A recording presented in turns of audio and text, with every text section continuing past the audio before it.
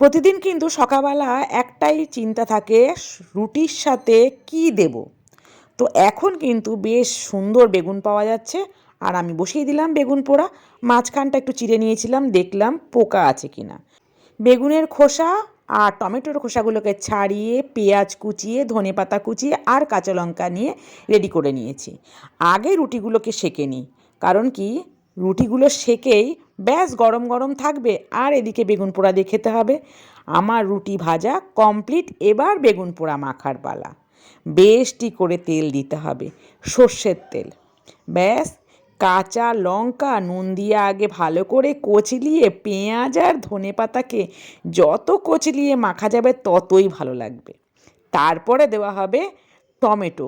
পোড়া টমেটোটা বেশ নরম হয়ে গেছে, তারপরে ওটাকেও বেশ ভালো করে কচলাতে হবে।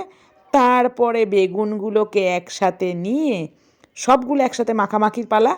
ব্যাস মাখামাখির পালা শেষ হতেই দিয়ে দিলাম গরম গরম রুটি, এর সাথে দিলাম একটু পাটালি গুড়।